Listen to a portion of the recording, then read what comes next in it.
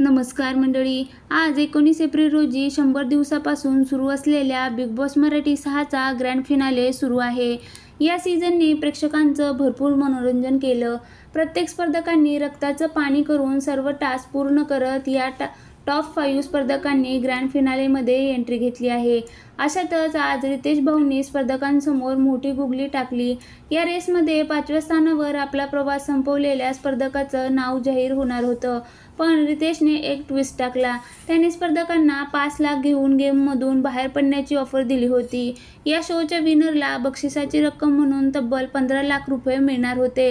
मात्र रितेशने सर्व स्पर्धकांना ऑफर दिली होती की कोणताही स्पर्धक बझर वाजवून 5 लाख रुपये घेऊन घराबाहेर पडू शकतो. रितेशने सर्वांना काही काळ वेळ दिला, मात्र कोणत्याही स्पर्धकांनी बझर वाजवला नाही.